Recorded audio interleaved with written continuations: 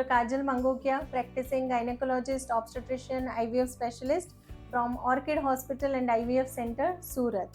Friends, आप सभी ने सुना होगा कि सर्वाइकल कैंसर यानी कि ग्रीवा का जो कैंसर होता है, बच्चेदानी के मुख का जो कैंसर होता है, उसका जो इंसिडेंस है वो बहुत ही हाई है। जैसे इंडिया में अगर हम देखें तो that is the second most common cancer amongst the females. उसमें हम बोलते हैं कि एवरी 8 मिनट्स एक पेशेंट की मौत होती है सर्वाइकल कैंसर से। और यह जो कैंसर है यह प्रिवेंटेबल कैंसर है, यानी कि आपको यदि पूछा जाए कि ऐसा कोई कैंसर कि जहाँ पे कोई वैक्सीन लेके हम उसे नाबूद कर सकते हैं, तो उसी के बारे में आज हम डिटेल में बात करने वाले हैं कि सर्वाइकल कैंसर क्या होता है, उसकी ट्रीटमेंट कैसे होती है। तो आज हमारे साथ है डॉक्टर ध्रुव मेहता, जो एक मेडिकल ऑन्कोलॉजिस्ट है और पिछले 8 साल से सूरत में प्रैक्टिस कर रहे हैं। सो वेलकम डॉक्टर ध्रुव। हमारे जो दर्शक मित्र हैं उनको आप पहले तो बताइए कि what is basically cervical cancer. Hello friends, cervical cancer basically बच्चेदानी के मुंह का कैंसर होता है। अभी कोई भी कैंसर है अपने बॉडी में वैसे सेल्स नॉर्मली रहते हैं, लेकिन कैंसर में क्या होता है, जो नॉर्मल सेल्स रहते हैं वो बहुत ज़्यादा फास्ट ग्रो होते हैं, एबनॉर्मली ग्रो होते हैं और उसमें एक गांठ बन जाती है जो हम कैंसर में बोल सकते हैं। ओके, तो ये जो सर्वाइकल कैंसर होता है वो किस वजह से होता है, मतलब उसका रीज़न क्या होता है? सर्वाइकल कैंसर के मोस्ट कॉमन जो रीज़न है वो एक वायरस की वजह से रहता है। वो वायरस, उसको हम ह्यूमन पैपिलोमा वायरस बोलते हैं, शॉर्ट फॉर्म में हम HPV बोलते हैं। काफ़ी दूसरे भी रीज़न रहते हैं, जैसे स्मोकिंग करना या फिर लंबे समय से कोई वहाँ इन्फेक्शन होता है तो भी कैंसर में कन्वर्ट हो सकता है। लेकिन मोस्टली 99% जो भी कैंसर है सर्वाइकल कैंसर, वो ये वायरस के वजह से होता है। ये जो कैंसर होता है उसके कोई हाई रिस्क पेशेंट्स, यानी कि सभी को कैंसर का रिस्क उतना होता है या कोई कैटेगरी के लोग होते हैं जिसमें यह कैंसर का रिस्क ज़्यादा होता है? यूजुअली कोई भी कैंसर हो, जो जहाँ भी पेशेंट की इम्यूनिटी डाउन हो जाती है उनको इजीली कैंसर होता है। तो मोस्टली जो भी हम कैंसर के पेशेंट्स देखते हैं वो शायद बड़ी उम्र वाले पेशेंट्स रहते हैं, लाइक एडवांस एज वाले, क्योंकि उनकी इम्यूनिटी डाउन हो जाती है। डायबिटीज़ वाले हो या फिर कोई लॉन्ग टर्म स्टीरॉयड्स पे हो, जिसका रीनल ट्रांसप्लांट हुआ हो, और ख़ास करके जब सर्वाइकल कैंसर की बात करें तो जिसके मल्टीपल सेक्स पार्टनर्स हो, उनको इन्फेक्शन लगने के चांस ज़्यादा हो जाता है, तो उनका रिस्क बहुत ज़्यादा बढ़ जाता है। यस, तो बहुत ही अच्छे से हमें डॉक्टर ध्रुव ने समझाया कि कौन से पेशेंट होते हैं जो हाई रिस्क कैटेगरी में आते हैं, यानी कि स्पेशली अगर हम बात करें कि जो फीमेल्स है या तो मेल्स है जिसमें मल्टीपल सेक्सुअल पार्टनर्स है, या तो बार बार वजाइनल इन्फेक्शन हो रहा है जिसका आप कोई ट्रीटमेंट नहीं लेते हो, फाउल स्मेलिंग डिस्चार्ज आ रहा है, या तो इन केस आपको पोस्ट कॉइटल ब्लीडिंग, यानी कि आप रिलेशन रखते हैं, संभोग रखते हैं, उसके बाद यदि ब्लीडिंग या तो स्पॉटिंग होती है, तो यह एक चिन्ह होता है कि आपको अपना जो टेस्ट या तो स्क्रीनिंग टेस्ट है वह करवा के कंफर्म करना चाहिए कि वहाँ पे कैंसर तो नहीं है। तो डॉक्टर ध्रुव, मैं आगे पूछना चाहती हूँ कि क्या ऐसे सिम्टम्स होते हैं कि पेशेंट को पता चले कि उनको सर्वाइकल कैंसर हो सकता है, या तो पेशेंट के माइंड में पहले से ही हो कि ऐसे ऐसे सिम्टम्स आए तो मुझे तुरंत ही डॉक्टर के पास जाना चाहिए चेकअप के लिए? यूजुअली जब कोई भी कैंसर रहता है इनिशियल स्टेजेस में काफ़ी बार सिम्टम्स होते ही नहीं, कंप्लेंट्स नहीं होते। लेकिन सर्वाइकल कैंसर की बात के जैसे आपने बताया कि रिलेशन के बाद ब्लीडिंग होना, या फिर 2 साइकिल्स के बीच में ब्लीडिंग होना, या फिर एक बार मेनोपॉज हो जाए उसके बाद ब्लीडिंग डेवलप करना, या फिर नीचे से फॉल स्मेलिंग डिस्चार्ज हो, लोअर बैक पेन भी काफ़ी बार इंडिकेशन बता सकता है कि सर्वाइकल कैंसर डेवलप हो जाए। जैसे कोई दूसरे कैंसर में जैसे जब एडवांस हो जाता है, जैसे वेट लॉस, वजन कम हो रहा है जिसका कोई कारण ना हो, वो भी एक सिम्टम्स में माना जा सकता है। Yes yes. और सपोज पेशेंट को सिम्टम्स तो पता चले, जब वो डॉक्टर के पास जाते हैं तो ऐसे कौन से टेस्ट होते हैं जिससे हमें पता चले कि सर्वाइकल कैंसर है या नहीं? जैसे मैंने पहले बताया, जो सर्वाइकल कैंसर एक वायरस की वजह से रहता है, तो उसके लिए एक पेप स्मीयर टेस्टिंग रहता है और एक HPV टेस्टिंग रहता है। वही पेप स्मीयर में मैडम आपको ज़्यादा डिटेल में बता पाएगी, लेकिन इसमें एक स्मीयर बनाते हैं जो सर्वाइकल रीजन के वहाँ से स्वैप लेते हैं। तो इसमें हम माइक्रोस्कोप में देखते हैं कि कौन से टाइप के सेल्स है। जैसे मैंने पहले बताया कि सेल्स नॉर्मल क्या एबनॉर्मल लुकिंग हो जाते हैं, तो वो हम देखते हैं कि वैसे वो सेल्स एबनॉर्मल हो चुके हैं, कैंसर जैसे लग रहे हैं। और एक एचपीवी वायरस का टेस्टिंग रहता है जिससे हमें कंफर्म पता चल जाता है कि भाई ये कैंसर है, वो ये एचपीवी वायरस की वजह से होता है। अगर एक बार प्रूव हो जाए पेप स्मीयर में और ऐसा लगे कि नहीं वो सेल्स जो है वो एबनॉर्मल लुकिंग है, कैंसर जैसा लग रहा है, पेप्स गायनेकोलॉजिस्ट आपके वहाँ से बायोप्सी ले सकते हैं कंफर्म करने के लिए। काफ़ी बार हम जब एचपीवी स्मीयर सर्वाइकल स्मीयर जो लेते हैं, पेप स्मीयर लेते हैं, उसमें प्री कैंसर सेल्स दिखते हैं, मीन्स कैंसर के पहले के सेल्स भी दिखाई देते हैं। तो उसके दो ऑप्शन रहते हैं, वहाँ ऑपरेट भी किया जा सकता है, वहाँ से एक्सीशन लेके उसको निकाला भी जा सकता है, या फिर उसको आगे जाके हम फॉलोअप भी कर सकते हैं कि वो जो प्री कैंसर सेल्स है वो कैंसर में कन्वर्ट हो रहा है कि नहीं हो रहा है। Yes yes. सो बहुत ही अच्छे से बताया डॉक्टर ध्रुव ने कि प्री कैंसरस, क्योंकि काफ़ी बार ऐसा होता है कि कैंसर नहीं है लेकिन प्री कैंसरस स्टेज में अगर आपका रिपोर्ट आता है तो जैसे उन्होंने बताया कि एक्सिशन कर सकते हैं ताकि उतना जो पोर्शन है वह रिमूव हो जाता है और उसको हम अगेन बायोप्सी के लिए भेजते हैं, या तो पेशेंट को रेगुलर फॉलोअप में बुलाया जाता है। तो डॉक्टर ध्रुव, जो भी पेशेंट है जिनको प्री कैंसरस लीजन आया है तो उनको फॉलोअप कैसे करना चाहिए? हम उसका फॉलोअप यूजुअली पेप स्मीयर से एवरी 6 मंथ्स करते हैं। इट ऑफकोर्स वो डिपेंड भी करता है, हमारे ग्रेडिंग रहते हैं, जैसे ग्रेड 1, 2, 3 उसमें भी ग्रेडिंग आता है जो प्री कैंसर सेल्स, जिसका जितना हायर ग्रेड रहता है उसमें हम उतना एग्रेसिवली हम फॉलोअप रखते हैं। Most common test is pap smear test. Okay. और यहाँ पे मैं पूछना चाहूँगी कि सपोज कंफर्म हो जाता है कि उनको सर्वाइकल कैंसर है तो उसके क्या क्या स्टेजेस होते हैं और उसका कैसे ट्रीटमेंट दिया जाता है? यूजुअली कोई भी कैंसर 4 स्टेज रहते हैं।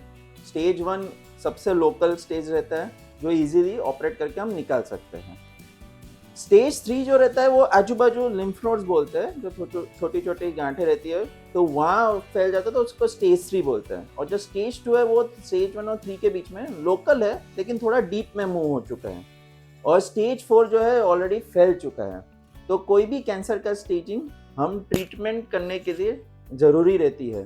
तो उसमें यूजुअली हम मल्टीपल टेस्ट रहते हैं, जैसे सीटी रहता है, एमआरआई रहता है, पेट स्कैन रहता है, वो सब स्टेजिंग के लिए बहुत इंपॉर्टेंट है। और स्टेजिंग एक बार हो जाए उसके ऊपर से हम ट्रीटमेंट डिसीजंस लेते हैं। ओके। और सपोज ऐसा कोई पेशेंट है कि जिनका सर्वाइकल कैंसर डायग्नोज हुआ है और वह पेशेंट को बाद में कंसीव करना है, तो उसके लिए आपकी क्या राय है? अगर पेशेंट को कंसीव करना है तो वो चीज़ हमें पहले बतानी पड़ती है, डॉक्टर को आपको बताना पड़ेगा, क्योंकि हमारे काफ़ी ट्रीटमेंट जो रहते हैं वो आपके फर्टिलिटी पे अफेक्ट करती है। जैसे हम अभी सर्वाइकल कैंसर में ऑपरेट करना है तो उसमें जो गर्भाशय निकलना पड़ता है, तो उसमें आप कंसीव नहीं कर पाओगे। हिस्टेक्टोमी के बाद यू कैन नॉट कंसीव।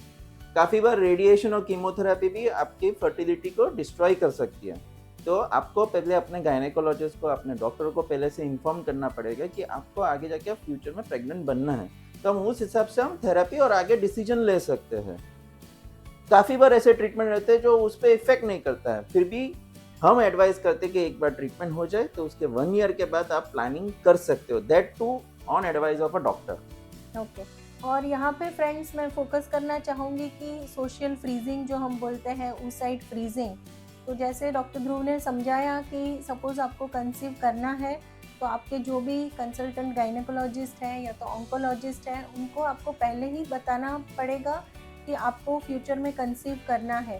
तो there is also option of oocyte freezing, यानी कि कीमोथेरेपी या तो रेडियोथेरेपी जो भी आपका स्टार्ट करना है उसके पहले आप अपने एग्स जो होते हैं उसको फ्रीजिंग करवा सकते हैं। एक बार आपका ट्रीटमेंट कंप्लीट हो जाता है उसके बाद आपको अगर कंसीव जब भी करना है तभी आईवीएफ ट्रीटमेंट से आप कंसीव कर सकते हैं। सो अभी आपने बताया कि प्रेगनेंसी में कैसे उनको ध्यान रखना है, मतलब कंसीव करना है तो उनके ट्रीटमेंट ऑप्शंस वगैरह। तो भी एग्जैक्टली सर्वाइकल कैंसर का ट्रीटमेंट कैसे किया जाता है? सर्वाइकल कैंसर के ट्रीटमेंट ऑप्शंस 3 टाइप के रहते हैं। एक तो सर्जरी, यूजुअली सर्जरी हम अर्ली स्टेजेस में ज़्यादा प्रेफर करते हैं, जहाँ हम यूट्रस और सर्वाइकल सेगमेंट जो है वो निकाल देते हैं। आजू बाजू अगर हमें ऑपरेशन के टाइम पे ऐसा लगता है कि वो फैला हो तो वो भी आजू बाजू का पूरा निकालना पड़ता है। दूसरा ऑप्शन जो मोस्ट कॉमन हम लोग अभी फॉलो करते हैं वो रेडिएशन। रेडिएशन थेरेपी डायरेक्टली वही जगह पे हम देते हैं और आजू बाजू की जगह पे देते हैं जहाँ डायरेक्टली किल हो जाता है रेडिएशन से।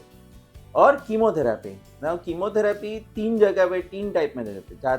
पहले सर्जरी से पहले जब हम देते हैं उसको हम सर्जरी के पहले हम न्यू एडजुवेंट थेरेपी बोलते हैं। जहाँ अगर कैंसर बहुत बड़ा रहता है तो उसको छोटा करने के लिए हम देते हैं। दूसरा रेडिएशन के साथ देते हैं। सर्वाइकल कैंसर में यूजुअली हम रेडिएशन के साथ एवरी वीक कीमोथेरेपी ड्रग्स देते हैं। और तीसरा जब ऑलरेडी स्टेज 4 है, फैल चुका है, तो उसमें हम पैलिएटिव ट्रीटमेंट के हिसाब से कीमोथेरेपी देते हैं, जहाँ हमारा एम ये रहता है कि पेशेंट का जो सिम्टम्स है, जो तकलीफ है वो कम किया जाए, उनकी उम्र लंबी किया जाए और वो जितना भी है उनकी क्वालिटी ऑफ लाइफ इम्प्रूव किया जाए। तो वहाँ हम कीमोथेरेपी प्रेफर करते हैं। दूसरे भी रीजन एडवांसेस ऐसे है कि इम्यूनोथेरेपी भी अच्छे रिजल्ट्स देते हैं अभी सर्वाइकल कैंसर में। तो these are your treatment options. Okay, और एक बार ट्रीटमेंट हो जाती है उसके बाद पेशेंट को कैसे फॉलोअप में आना है या तो कैसे उसको बुलाया जाता है? यूजुअली फॉलोअप में हम depending on stage every 3 months या 6 मंथ्स हम पैप स्मीयर करते हैं। साल में एक बार एमआरआई करवाते हैं। पहले से कोई एडवांस स्टेज और हमें कुछ ऐसा लगता है तो पेट सीटी भी करवाना पड़ सकता है। यूजुअली हम ईयरली रेडियोलॉजिकल टेस्ट करवाना प्रेफर करते हैं। ओके, तो अभी डॉक्टर ध्रुव हमने बात की कि उसका जो सर्वाइकल कैंसर है उसके क्या क्या स्टेजेस होते हैं, कैसे उसका ट्रीटमेंट किया जाता है। तो अभी आप बताइए कि फॉर एग्जांपल कोई पेशेंट है, उसको ऐसे है कि उसको सर्वाइकल कैंसर होना ही नहीं चाहिए, यानी कि प्रिवेंशन, तो उसको प्रिवेंटिव एस्पेक्ट के लिए क्या क्या चीज़ ध्यान में रखनी है? जैसे मैंने पहले ही बताया कि सर्वाइकल कैंसर एक वायरस की वजह से है, एचपीवी वायरस, और उसके लिए अभी वैक्सीन भी अवेलेबल है जो हम गार्डासिल है, सर्वारिक्स है। यूजुअली गार्डासिल 9 अभी लेटेस्ट है जो यूजुअली प्रेफरेबल भी है। इनफैक्ट यूनाइटेड स्टेट्स में तो अभी वही वैक्सीन अवेलेबल है। डेफिनेटली अपने इंडिया में 9 वैलेंट, क्वाड्रीवैलेंट, बाईवैलेंट भी अवेलेबल है। ये vaccine usually 26 years of age से पहले लेना पड़ते हैं। 3 डोजेज रहता है, एक आज लिया, एक महीने या फिर 2 महीने के बाद लेना पड़ता है और एक 6 महीने पे लेना। So there are 3 doses and it is preferable कि आप शादी से पहले या फिर रिलेशन रखने से पहले ले लो, तो उसकी इफेक्ट सबसे ज़्यादा बेटर रहती है। और एचपीवी जो वैक्सीन्स है ऑलमोस्ट 90 to 95% चांस है कि वो सर्वाइकल कैंसर को प्रिवेंट कर सकता है आगे जाकर। यस, और ये आपने बताया प्रिवेंशन के लिए कि आप वैक्सीनेशन ले सकते हैं। अभी जो भी फीमेल्स हैं जिन्होंने ऑलरेडी वैक्सीनेशन ले लिया है, उनको यदि कोई स्क्रीनिंग टेस्ट या तो कोई ऐसी जांच करवानी चाहिए रेगुलर बेसिस पे? Yes, definitely pap smear testing आप एवरी 3 इयर्स फ्रॉम एज और 21 करवा सकते हो, या फिर after 30 years of age pap smear और एचपीवी वायरल को टेस्टिंग बोलते हैं, जो एवरी 5 इयर्स आप करवा सकते हो। यूजुअली हम 59-60 इयर्स ऑफ एज तक रिकमेंड करते हैं, उसके बाद ज़्यादा ज़रूरत नहीं गिरती। ओके, तो almost I think cervical cancer के रिलेटेड जो भी हमारे कमेंट बॉक्स में भी कुछ क्वेश्चंस आए थे वो भी हमने ले लिए हैं। एक हमारे जो ओपीडी में पेशेंट आए थे तो वो पूछ रहे थे कि सपोज़ उनकी मदर को या तो सिस्टर को सर्वाइकल कैंसर हुआ है, तो क्या यह कैंसर हेरिडिटरी होता है? नहीं, ये कैंसर हेरिडिटरी नहीं होते। एटलीस्ट सर्वाइकल कैंसर हेरिडेबल नहीं है, क्योंकि वो वायरल इन्फेक्शन की वजह से है। जैसे आपको अगर वायरल इन्फेक्शन हो तो आपको हो सकता है, लेकिन it is not because of heredity. तो अंत में डॉक्टर ध्रुव, आप कुछ मैसेज हमारे जो व्यूअर्स हैं उनके लिए कोई खास मैसेज देना चाहते हैं तो? डेफिनेटली सर्वाइकल कैंसर एक प्रिवेंटेबल कैंसर है और उसका प्रिवेंशन एक सीधा साधा एक सिर्फ वैक्सीन है। आप जैसे दूसरे वैक्सीन लेते हैं, इसका भी यही वैक्सीन है, सिर्फ 3 डोजेज लेना है एंड ऑलमोस्ट 95% चांस है कि आपको एक बार ले लिया तो ये कैंसर नहीं होगा। तो डेफिनेटली सर्वाइकल कैंसर पे आप वैक्सीन आप अपने गायनेकोलॉजिस्ट से मिले, ज़्यादा एक्सप्लेनेशन आप उनको वो दे दीजिए।